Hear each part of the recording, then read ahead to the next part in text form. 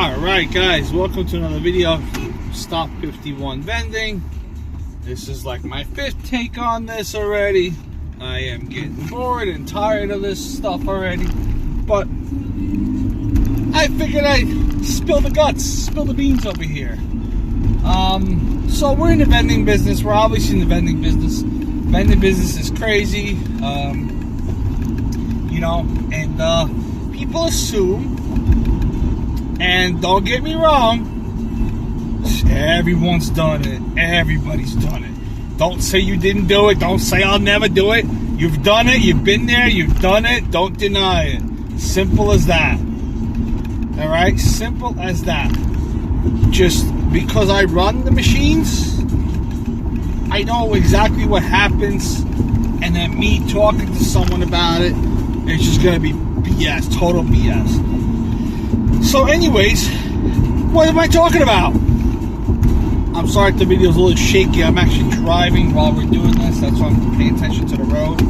So basically,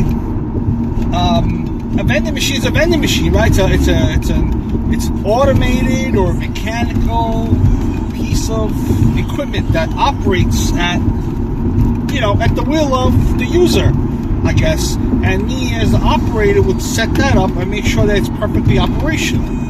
But me as the operator can only do so much if the end user decides to use or abuse the piece of equipment. Hence, what happens then is that today they use the piece of equipment and say, you know what?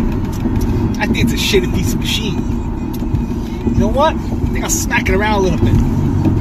Then tomorrow they come back and they say, that was pretty good stuff I got out of it. I smacked it around. I felt kind of good. It's still working. Let me smack it around again. And after a few times or something like this goes through, I'm the operator. Now, I'm not there to see you slap the shit out of the machine. I'm not there to see that. I couldn't care less if you slap the shit out of the machine. What I do care about is that the next day, or the following day, or whatever day it may be, somebody worse than you comes around and really slaps the machine and puts the machine out of service. Then you come back and say, hey, the machine's not working, what's going on? Well, my answer is going to be like, stop slapping the shit out of the machine, and that way it will continue to work. Like, nah, bro, I ain't do that shit, bro. I'm going to be like, yo, bro, it may not have broken on the first time or the 10th time, but the point is, you still did it. You still did it. And you still did it enough to break it. Today, shit ain't working for you. And now, not that you were mad for the previous 10 times because of whatever it is was on your mind that you felt like you had to beat the shit out of the machine, but now it's not working at all, and now it's not working for not just you, but for everybody. It's not working for me as the operator. I'm not making any money. It's not working for you as the end user because now it's out of service and no one's making any money. So no one's happy. And now you're even more pissed off. Why is this thing broken? Not realizing that, hey, 10 days ago and for the last 10 days, you've been beating the shit out of the machine. Right? It's like it was some kind of fun or whatever the hell was going on. But it was something was going on, right? You beat the shit out of the machine and you didn't realize it. It's a piece of metal, it's a piece of junk, it's a piece of hunk, it can stay, it can handle the beat, it can handle the beating. Here's a problem. Most of these machines have very sensitive electrical parts in them. And now, not that anyone cares. What if I can't get the machine fixed right away? I get booted from the location. right? What did I get booted from the location? Because some idiot wanted to fuck around? Like, honestly, you want to break something, grab a bat and go hit a brick or something. You know? Get your anger out. But not on a vending machine that serves thousands and thousands of people every day. You know? What people don't realize is that these vending machines, even though they're standalones, you know, there are some operators that really don't give two shits about their machines. They honestly, they just don't care about their machines. They just don't care. Because they're not the main operators. You have operators like me that are not big enough to hire anybody, or just don't want to hire anybody because it's an all-cash business. And because it's an all-cash business, well, I refuse to hire anybody because, you know what? I just refuse to get my money stolen from me. Because I remember back in the day when my parents hired somebody to run a business that we had that was all cash, and I remember what was going on over there, and I just take that back to learning. Unless I'm actually there and learning, you know, and watching you and watching you do your shit, you know, but then that defeats of me hiring you, because then I gotta watch you, you know. So the only people I would actually hire to do this type of business for me is family. Like really, really, really close friends and family. It wouldn't be someone that could just get off the street, say, hey, you want to come into the vending business and learn this shit? No, it's not something I could do. It's not something you could do. It's an all cash business. You know, I understand that a lot of people, they're like, oh yeah, but it's just a quarter. Forget it. You know, quarters add up. You know, it takes me back to the video where the guy said to his wife that I went out and I bought vending machines, and his wife said, what are you gonna do with those stupid things? He says, I'm gonna go make money. And then she's like, well, how much money can you make with a quarter? He goes, well, I don't know, we're gonna have to go and find out. So the whole day they were riding around, they were cleaning out these machines, you know, and they were like, you know, they were just stumbled onto it, and they were just like one bang, there's nothing here, there's nothing here, there's nothing here. And then after about 8 hours of work, they said, you know what, we're done for the day. That's it, 8 hours, enough, that's it, we're not doing no more, that's it, done deal, forget about it, we ain't making shit here. So the husband takes all the money back to the house. He starts counting it up. Mind you, this story came out back in like late 90s? I don't know exactly what year it came out, but it came out. This is not the point when it came out. The point is the story was out. And at that point, I'm assuming that $800 to $1,000 was a lot of pay. So I'm assuming it was like late 80s, maybe early 90s, you know? And it was just like the big, you know, it wasn't just the beginning. People were already in vending business since 1900s, even earlier. Vending's been around since, BC, AD, you know? But the husband went to the wife. Well, I think they counted together. And the wife just keeps counting these quarters. They're counting them by hand because there was no machinery back then to count them. So they had to do them by hand. So while they're counting them by hand, the wife, you know, she's kind of thinking about this. You know, she goes 100, 200, 300, 800, 900. I think they counted up to like a little over $1,000. And then the husband goes, well, what do you think about that? We just worked 8 hours and made a little over $1,000. When was the last time you did that? She goes, never. She goes, you're telling me we made this much from stupid little ass nasty little quarters? And the husband goes, yes. We just made almost 3/4 of our rent in one day. She goes, you gotta be fucking shitting me. You gotta be shitting me. And at the end of the day, the wife quit her job. The husband remained where he was because he knew where he was going.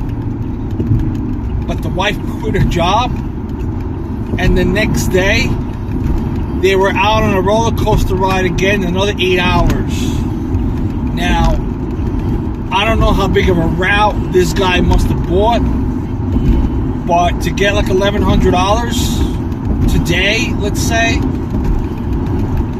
I would have to clean out maybe like 10, 15 machines. And don't forget, that all depends on how long they've been sitting around. So, I mean, there's been times where I could just walk up to one machine and cash out $600, you know, or $800. But here's the problem: when you're in New York City and you don't come to service the machines as often as you think you should, and as often I mean like every 2 months, you should come and service your machines every 2 months. No ands, ifs, or buts, okay? Because then after 2 months, people think that you're not coming around. You know, they think that you stopped. They think something happened. You know, even giving them a call is great. Tell them I'll be there a little bit late. Even right now, I'm going to a location. I got 17 minutes to get there. My GPS says I'll be there in 10. I'll be there 7 minutes ahead. I'll have 7 minutes to do what I need to do. I'm not filling or replacing any candy machines or anything. I'm just filling a money machine, so it's just quick in and out.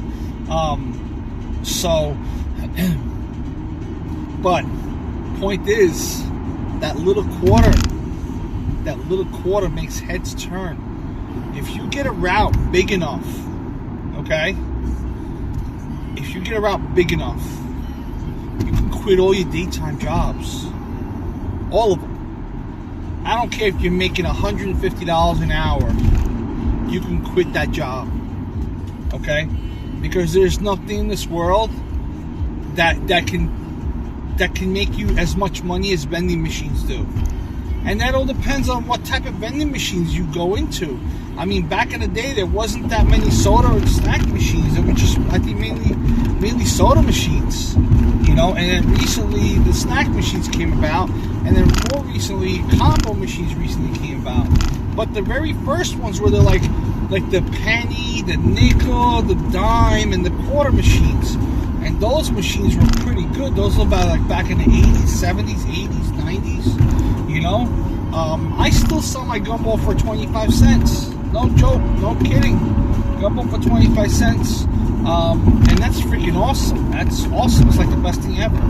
But, you know, I forgot what this conversation was going to be about, but it'll hit me in a few minutes. But anyways, you know, a lot of people use and then abuse the vending machines because they think it's crap. You know, people look at me and I'm dressed in, you know, I mean, I'm not all that fly. I mean, I wear the same hat over and over again. You know, I like the hat, so I wear it. Unfortunately, it's going to get beat up eventually, and I'm going to have to toss it. But that's eventually. People look at me and they look at me and they're like, ew. You know, ew. Like, you see some guys in suits and stuff, you know, and, you know, I mean, it's weird, but, you know, that's what you get. That's the response you get. You know, like, oh, you operate vending machines? You know, like, oh, how's that doing for you? And you know what? Honestly, you know, honestly, I mean, the vending machines are doing very good. I mean, honestly, they're doing very good. Me, personally, I have issues, okay? I have spending issues, okay? So, me, I have spending issues, and that's a problem. But that's me. But at the end of the day, somebody misuses the machine, I lose my money. You know, I had one machine that was out of service for almost 4 months. I was trying to figure out what the hell is wrong with this thing. You know, and I could not figure it out. For the life of me, I could not figure it out. I replaced every single part of that machine already. You know? I replaced every single part of that machine. And nothing. I couldn't figure it out. Nothing. And it wound up to be just a small $125 part that was literally replaceable in under 5 minutes. You know what I mean? I mean, it's just shit that happens. It's just stuff that happens. But at the same time, you have people that would abuse the vending machines and then would put them out of service. So at the same time, what I was originally going to make this video about was, how nasty people can get with vending machines. Like, how bad can it really be? Because, and how far would people actually go to actually I'm sorry, I'm just tired. How far would people actually go? How far of lengths people would go to actually get a free product from a machine?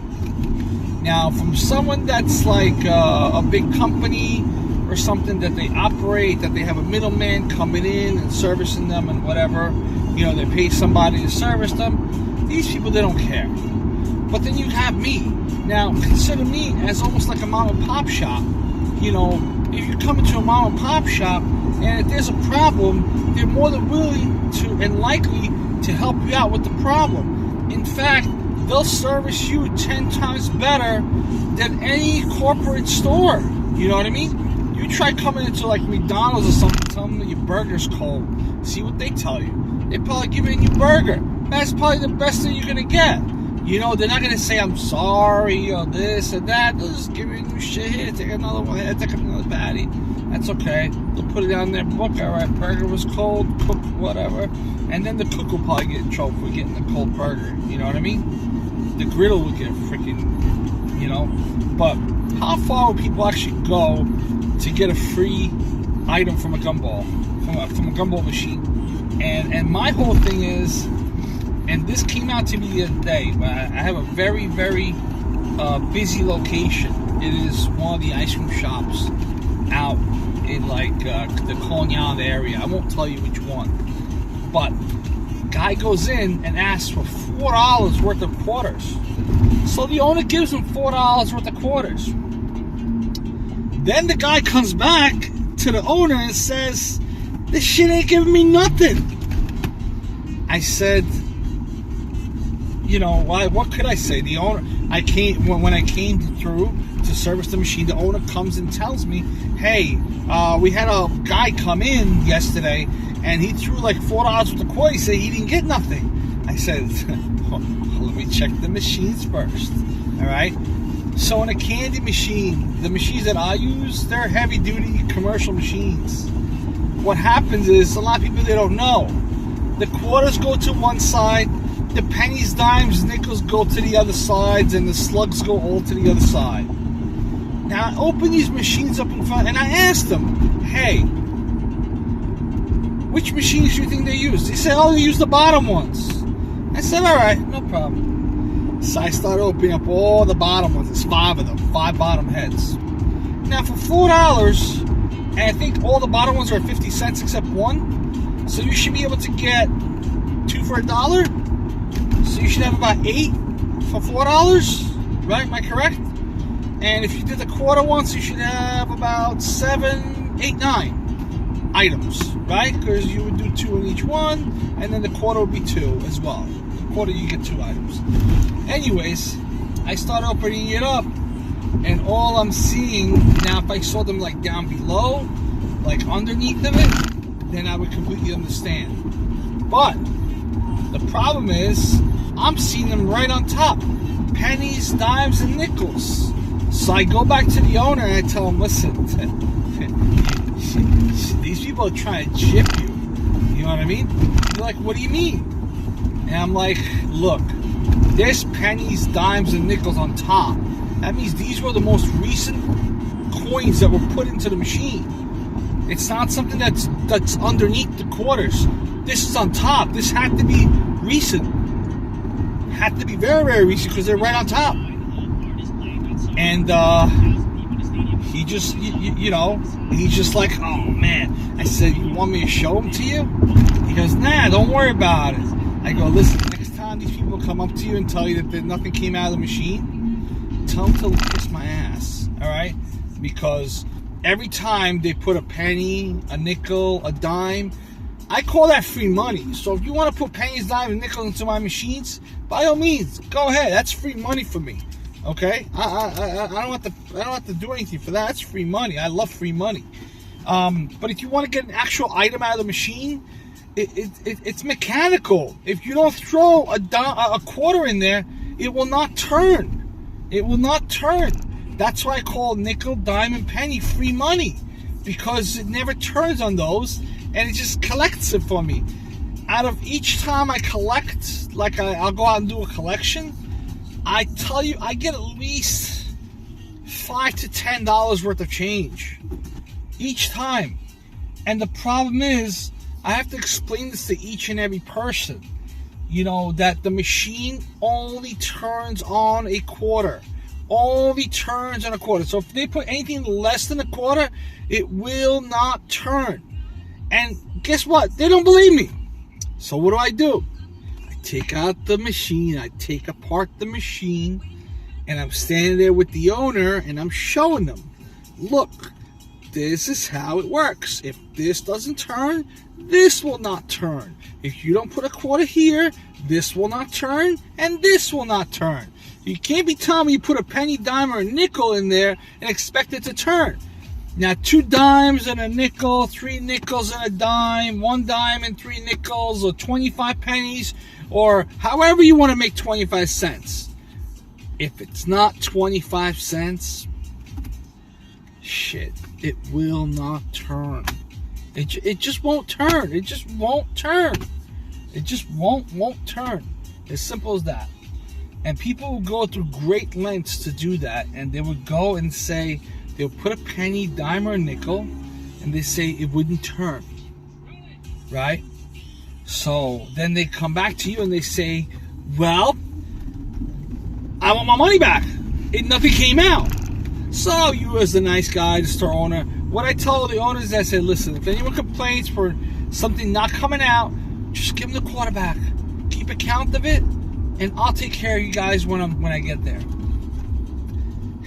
So the first quarter, they'll say, oh, well, nothing came out. Well, it's only because they didn't put the quarter in. They put a penny, dime, or a nickel in.